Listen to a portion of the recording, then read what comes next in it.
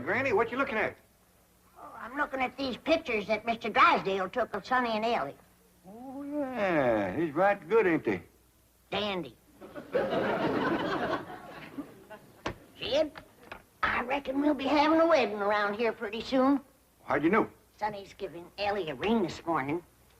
I couldn't get to sleep last night, and I heard them talking down by the door. All the way from your bedroom? Well, my window was open. That's still a powerful long ways to hear. Now I have to climb out into a tree and shinny down a ways. You heard Sonny asking Ellie to get engaged? Plain as day. Sonny said, Ellie, you going to be home in the morning? And Ellie said, yes. And Sonny said, I'll give you a ring at 10 o'clock. Yeah, nuggies. Was putting her straight up for 10 right now. Hello? Oh, good morning, son. I mean, Sonny? Yeah, Ellie's here. Why don't you come on over? Oh, you want to talk to her on the telephone? Well, just a minute. Can't give a girl no ring on the telephone. Telephone, Ellie! Okay, Paul. I'll get it up here. Granny, you hadn't ought to be listening. Well, it's a lot easier than shinning down a tree in the dark. I tore my nightgown. I sent a bunch of these back home to Cousin Pearl. What for? Yeah, you know how she was always bragging about her daughter, Jethrine, going to beat Ellie Mae to the altar? Yeah. I sure would like to see the look on Pearl's face when she sees this. Jethrine, look at this. And I always bragged that you could beat Ellie Mae to the altar. I can, Ma. I can outrun Ellie Mae. My legs is longer. Look, we gotta get busy. Now, what time's that Jasper fella coming to court you? 6 o'clock. He's taking me out in his car. Oh, no, he ain't. He's courting you right here in my parlor where I can see to it that he gets to the point. Well, that's where he's taking me, Ma. Perkins Point. There's the barn dance there. I'm talking about the point of proposing to you. Don't you want to get yourself a husband? Yes, sir. Jethrine, why couldn't you have been born with some of my brains instead of just my beauty? Of course, I gotta admit that you ain't quite as pretty as Ellie Mae. I ain't even as pretty as her fella. You are so. You got something to show us, Ellie Mae? Yeah, hold out your hand. Let us take a look. Face clean, Pa. I washed him with soap. A ring? No, Granny, I washed him all the way up to here. Sonny Drysdale didn't give you no engagement ring? Shucks, no, Pa. Why would he want to do that? He's gonna take me driving. That's bad. Out driving in broad daylight ain't no way to get engaged. What are you talking about? I proposed to your daughter out driving.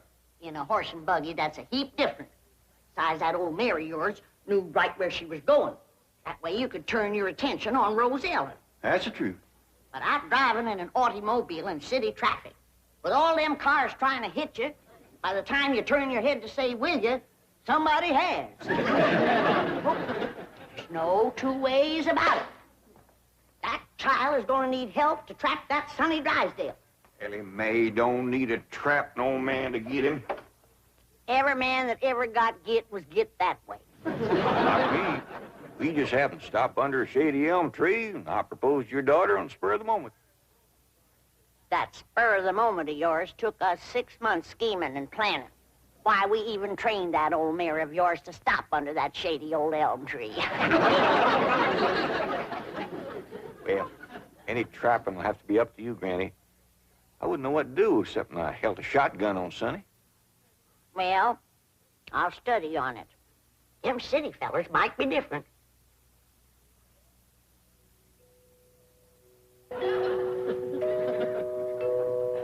Jed, you reckon we'll ever find out where that music comes from? I reckon if we keep a looking.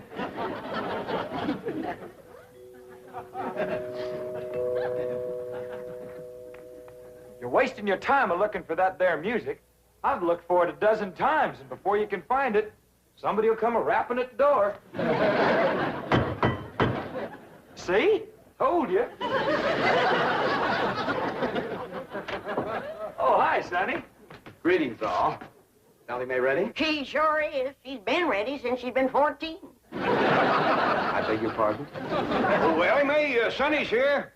What we want to know is, are you ready? Well, I sure hope you young folks have a dandy drive. Oh, we shall. I plan to take Ellie on a socially significant drive through Brentwood and Bel Air to show her some of our depressed areas. Howdy, Sonny. Ellie Mae! You look positively divine. So do you, Sonny. I know. Don't you bite me. Ellie Mae, a kiss on the hand is a very proper greeting. Oh. Come on, everybody. Kiss Sonny's hand. Please, never mind. We're on our way. Well, have a nice drive, y'all. Yep. And if you pass under a shady elm tree, it won't hurt none to stop for a spell. There they go. Quick, Jethro, start up the truck while I get the reticule. Where you going? To follow them.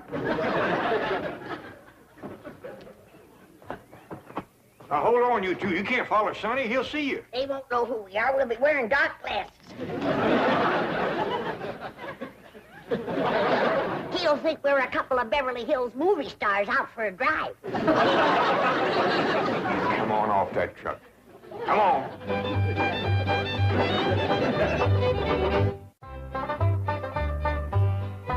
Jeffrey, did you pour the fudge out to cool? Yeah, Ma, but I'm afraid it ain't gonna get hard.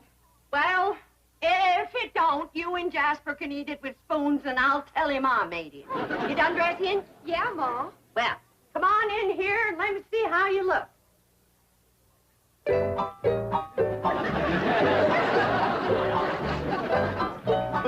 Turn around, let me see your sash.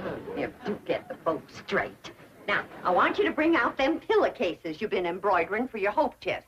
The ones with his and hers worked in French knots. Never hurt none to let a beau see you're handy with a needle. But I ain't. I always stick myself. Well, if you do, don't bleed on the pillowcase where you'll see it. Now, when you show him the stereopticon pictures, these is the ones I've picked out for you. They'll put him in the right mood. Niagara Falls by moonlight, Wedding under the bower, The Stolen Kiss,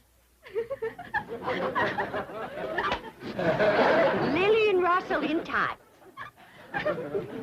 Oh, never mind. Now, what are you going to play on the pump organ for him to show off your music talent? How about Russell O'Spring? That's a dandy, full of runs and trills. And then there's the part where you cross your hands. Oh, I tell you, Jeffrey, that's one place you got it over your cousin Ellie Mae playing the pump organ. Them hands can stretch pert near 2 octaves.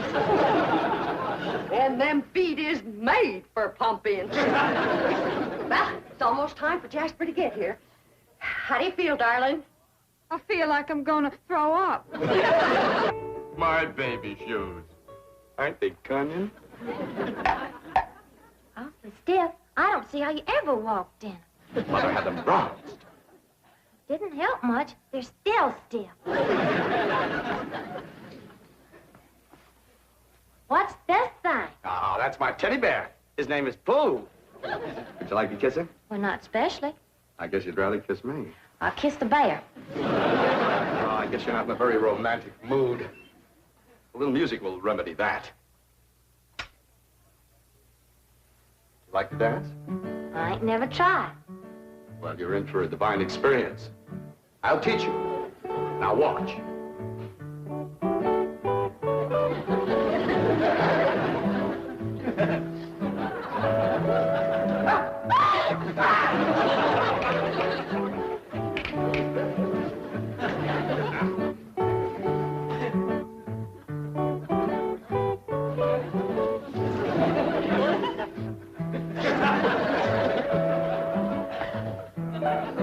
How do I look?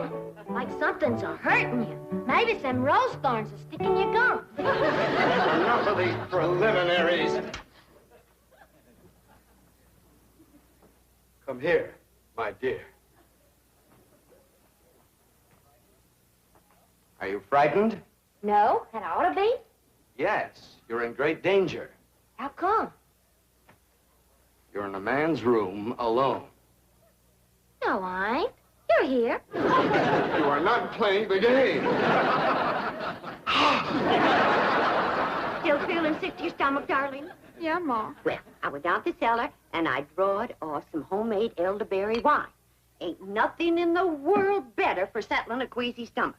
Of course, according to the rules, you shouldn't touch spirits till your wedding day, but I guess in case of an emergency, a little swallow won't hurt.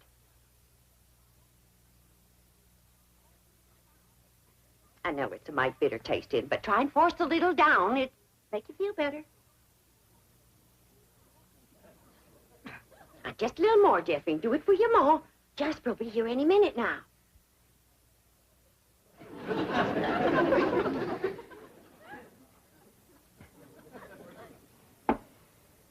Even better? A little. I've got it figured how we get you to play the pump organ for him.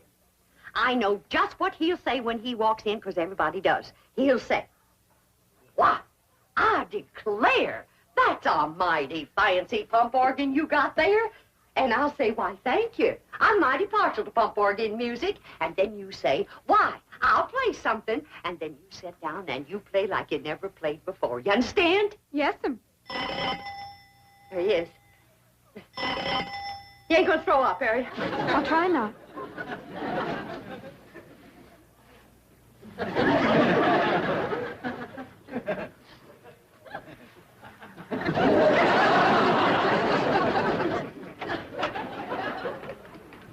Evening, Miss Bodine. Why, Jasper Depew, what a surprise. Catherine, honey, look who's here. Evening, Jethrine. Jeffrey's had a little nervous upset. I reckon it's the strain of all those beaux that come a-courting. I swear I gotta sweep them out of this parlor every day.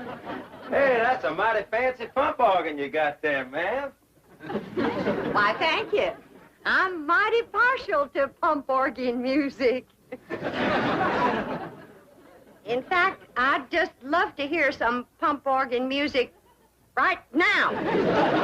I'll play you something, ma'am.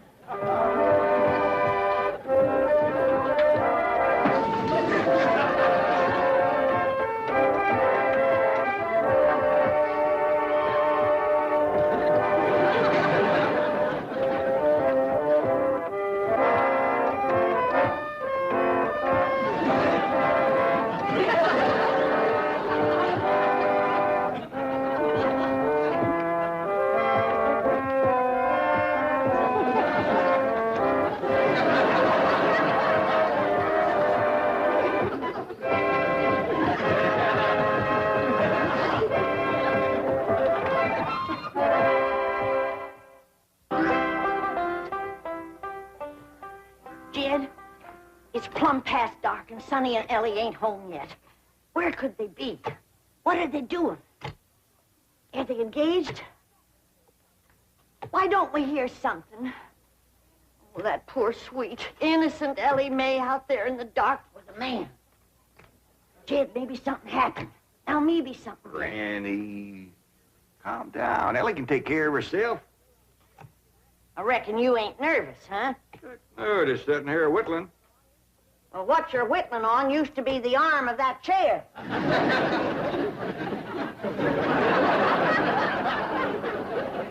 Reckon I am a mite nervous at that. Now, Jed, when they do get home, you and me have got to see that Sonny don't get away without being proper engaged. Granny, maybe we's rushing things. Maybe Sonny ain't ready to get married. Jed, no man is ready to get married. You gotta get him ready. Like you get a steer ready for slaughter. Can you find something else to compare it to? Well, here we are. I reckon it's time to say goodnight. I sure do thank you for the nice ride, Sonny. My pleasure, Ellie Mae. I'll give you a ring in the morning. Promises, promises. Would you like to take another drive tomorrow? I sure would. Where shall we go? To the preacher. Any place you say, Sonny. Well, see you tomorrow, then. Oh, here comes the bride. Here comes the bride. Howdy, Granny. Well, then, sakes, look who's here. Ed, come say hello to Sonny. Don't bother, Mr. Clampett. I'm leaving. I'll show you a shortcut.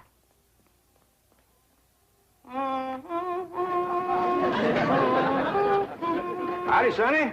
Good evening, Mr. Clampett. Ed, now's your time to have that talk with Sonny What talk? about Ellie Mae. I got nothing to talk to Sonny about, Ellie. Oh, that's right. I'm the one that's going to talk to Sonny. You talk to Ellie Mae.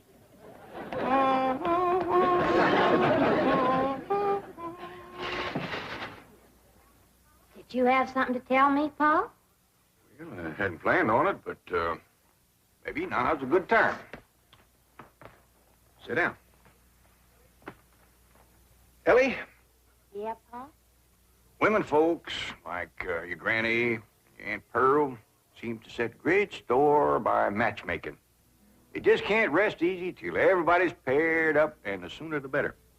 Now, your granny wants you to marry up with Sonny Drysdale.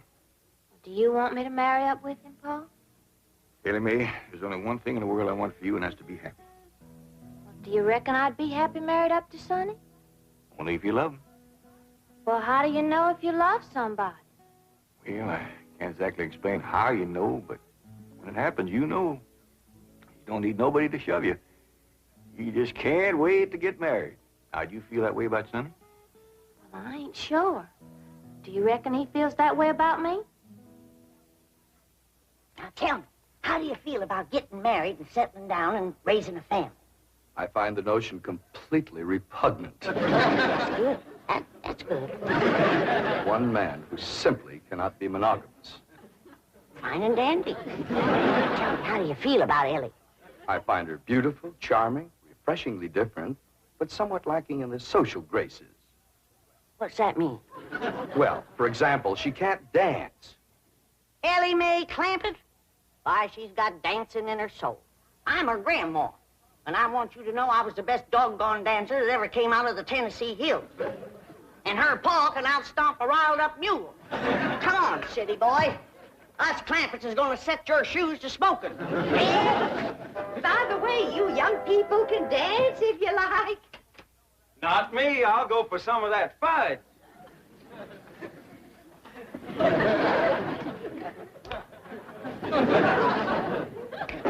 Come on, honey, let's dance. I'll turn on the Victrola for you. Come on, sweetie, let's dance.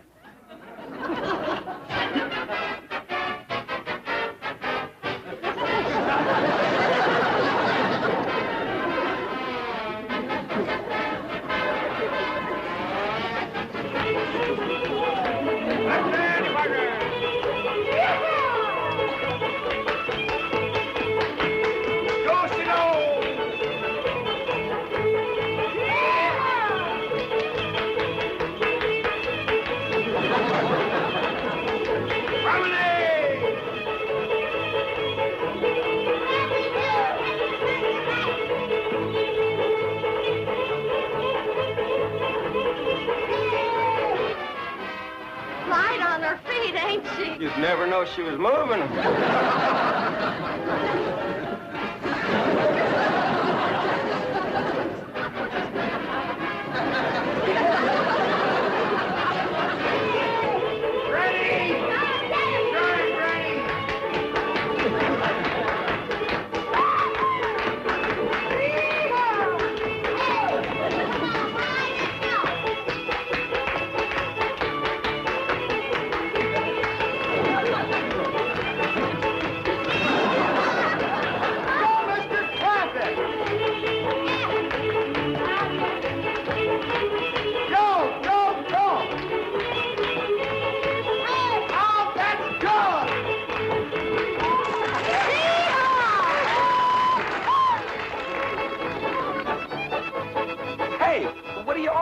For? We're celebrating your cousin Ellie Mae getting married. Is Ellie getting married? She sure is. Really? Who is she marrying? You. Me?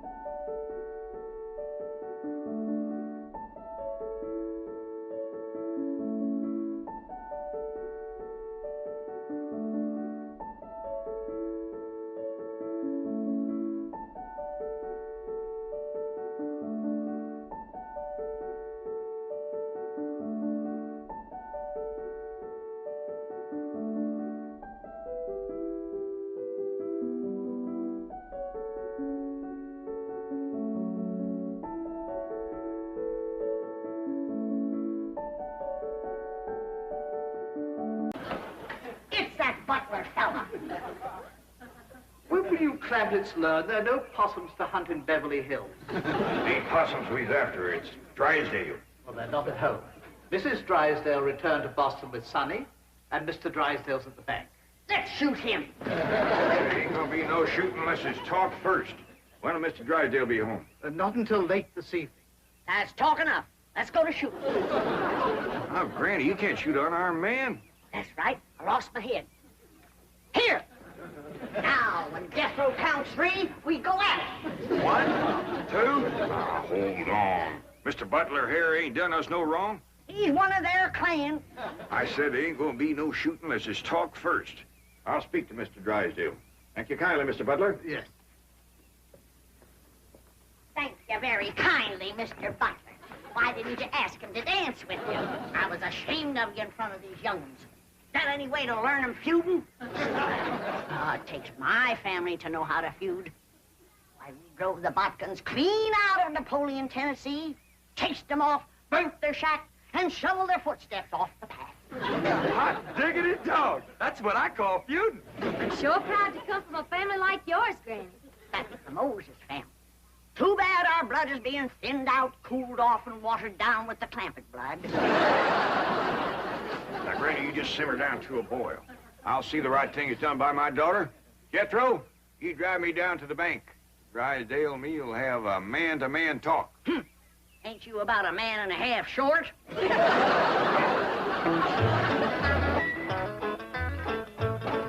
Now, you wait here. I'll go and see Mr. Drysdale. You flush him out, Uncle Jed. I'll get him on the run. Now, who told you to bring that? Granny, she says there's got to be one fighting man in the family. You just drive around a while and cool off. Pick me up here in about a half hour. Okay, Uncle Jed.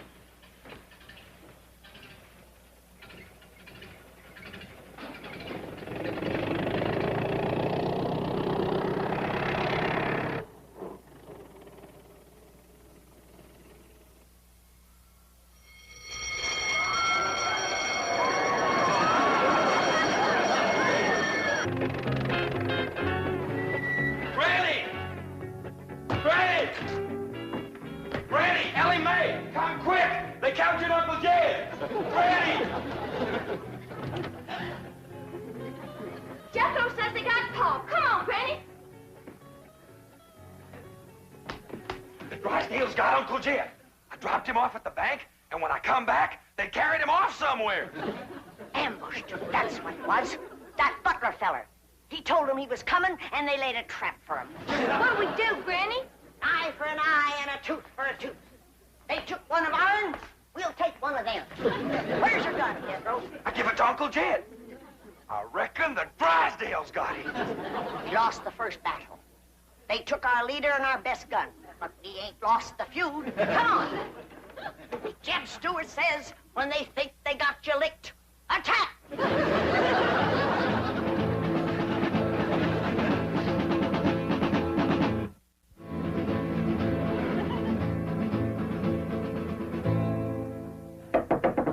Now, Jethro, when he opens the door, you grab him. Ellie, hold his gun. Yes. Okay, Granny, let's go. Cut me down. Put her down, Jethro. We don't want her. Who don't? We don't. What's going on? There's a feud going on. You know something, Ellie? Feuding's fun. Jethro, put her down. They got one of our men folks. We're going to take one of their men folks. How about we take her along as kind of an extra? No, not unless they captured one of our women folks. Ellie Mae, you go in there and surrender. I ain't gonna do it. Jethro, put her down. How about I towed her as far as home and then let her escape? A little at a time. Wait, what's the meaning of this? He's the one we want. You towed him, Ellie. My arms is full. Jethro, put her down before I take you to the woodshed. You look awful busy, Granny. Maybe I should go to the woodshed and wait for you. I think I'd better call the police. Stop in your tracks while you're able to make them. Now you turn around. Walk towards our house. I refuse to take one step. Now, you want to walk or you want to limp? You better run to the telephone, please. Never mind her, Jethro. Shoot the telephone wire.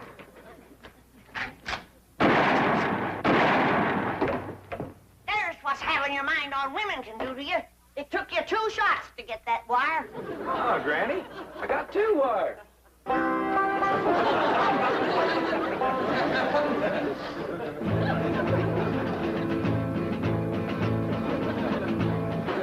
I keep telling you and telling you, I got $25 million in Mr. Drysdale's bank. No, you didn't. They caught you before you got a penny. You're patient, Doctor. Obvious delusions of grandeur. Now, tell me, about this bank attempt, did you have any accomplices? Any what? Confederates. Oh, yeah, Granny. She's a Confederate. She's a Tennessee Moses. Tennessee Moses? That's right. Tell me, did she lead her people out of Tennessee? Sure did after they whooped the Butkins. Don't you mean the Egyptians? Well, they probably whooped the Egyptians, too, if they got in their way. Granny's folks was fighting fools. They certainly were. They defeated the best fighters Pharaoh had. I don't know about that, but they whooped the best fighters Napoleon had. Napoleon? Doctor, may I? You may not. I'm the one who uncovered this hallucination. Tell me about Napoleon. Yes. You say Granny's folks won that fight? Sure did. Over Napoleon? Oh, yeah, they tromped all over Napoleon. Fabulous. But how were they able to do it? Did they fight with superior weapons? Oh, they fought with bodkin. I see. And Napoleon didn't have any bodkin? Not after Granny's folks got through with him, Napoleon didn't have a bodkin left. I remember the last day of the feud, they got Leif and Luke and Odds. Odds? Odds bodkin. Please. But just for a minute. Perfectly safe to look out through the bars. After all, it's... Mr. Clampetts! What the world? Mr. Drysdale, he sure didn't treat me very good over to your bank. My first visit, too. Let this man out of here. He's got $25 million in my bank. Open this door. Open it. Open it. Oh. Lie down, mister. Lieutenant! Lieutenant! Ellie Mae! Any sign of the enemy yet? Not yet, Granny. All clear. Sound the alarm if you see a Drysdale a-coming. I will, Granny.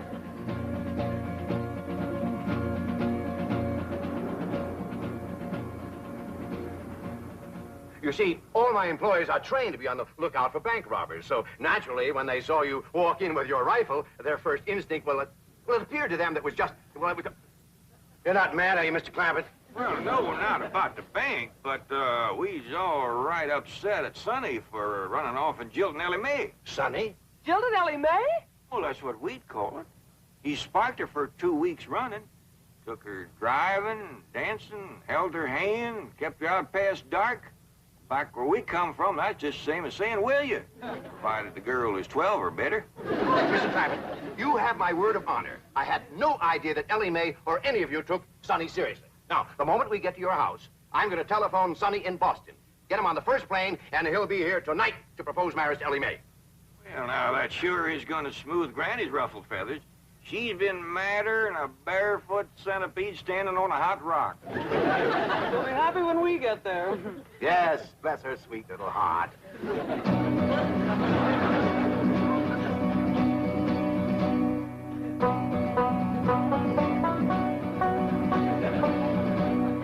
Granny, I see him. They's coming.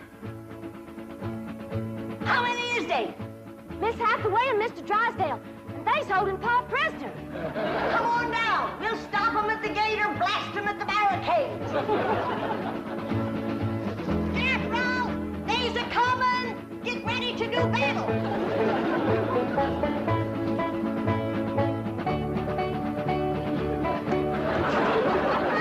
Clear your head in the presence of the stars and bars. They's getting to the gate. Take cover. Everybody inside. We'll shoot at them through the porthole.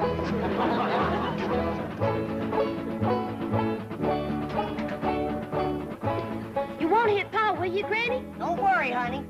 I can hit a new laid egg out of the nest without budging the hen. I'll get the egg.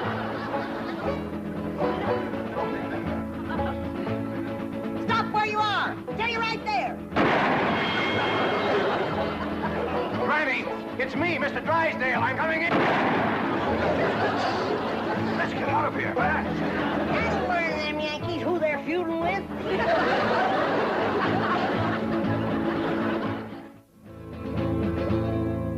Now here's the Drysdale mansion where he's fleeing like a rat since Granny put a bullet through his $20 hat.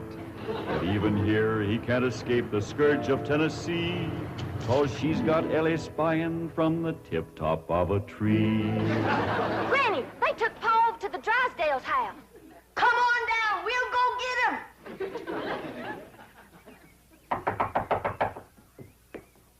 Well, I reckon we'll have to call her on the telephone. When Granny's feuding, she's sometimes hard to reason with. Reckon seeing you with that rifle kind of set her off. But that woman shot at me. Oh, Mr. Drysdale, she shot at your hat. If that little old woman ever goes to throwing lead at you, you'll be casting a polka dot shadow. Hey, Ravenswood, why don't you answer the door? Oh, thank goodness it's you. The Clampetts came and captured Ravenswood. Captured him? Yes. And Jethro picked me up in his arms. He held me and wouldn't put me down.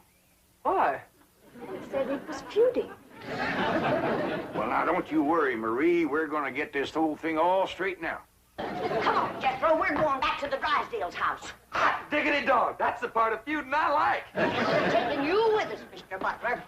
And if they've harmed one hair on Jed, that one hair you got will pay the price. Oh, won't you please listen to me? Mr. Drysdale's not feuding with you. He's a peaceful man. He's never shot anything but skeets. Skeets? How many did he get? We did very well. 98 out of 100. That's better than we did with the Bodkins. Ready, Granny? Come on, young ones. We got our feuding cut out for us. That Drysdale's our shooting fool. Now, Ellie Mae, you carry the flag high and proud. If they shoot you, don't you let it touch the ground. Throw it to Jethro as you're falling. I'll do it, Granny. What'd you do that for? If there's any long-range shooting, they'll think he's one of us and drop him first. Forward, march!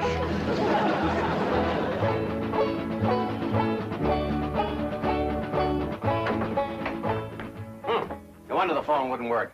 Marie said Jethro shot down the wires. Well, we can go next door and use the Miller's phone. Yep. Been cut with a rifle bullet. Kind of ragged, though. Jethro must have been upset. That's bad shooting, to cut those little wires with a rifle? Why, when that boy puts his mind to it, he can pick a gnat off a plate of grits at 500 feet in a heavy fog. I'm the only one who can outshoot him. Except for Granny and Ellie Mae. Well, what skeet shooters you'd make. What skeet? Oh, they're clay pigeons. That's what I shoot. Clay pigeon? Oh, it's wonderful. I love it. Your wife must be a first-rate cook.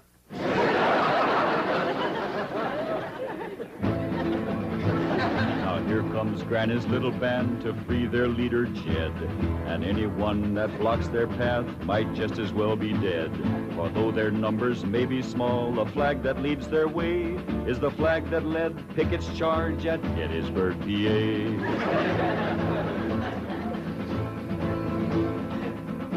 Stop for a minute. I got an idea. We'll use Mr. Butler here as a decoy, and we'll surprise him. What you mean, Granny? You knock on the door, and you yell to him inside that it's you. Then we'll rush in and we'll get Jed. And maybe somebody else, too, huh, Granny? You keep your mind on your feuding. Come on.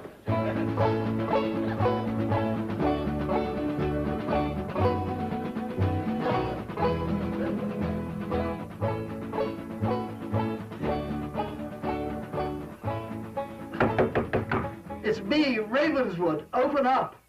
Marie, you may open it. Nothing to be afraid of. It's just Ravenswood.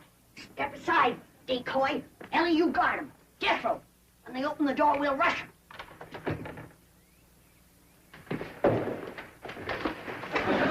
Yeah. Where's Jed? What'd you do with him? Talk fast. Oh, he's not here. He's next door with Mr. Drysdale. Search the house, Jethro.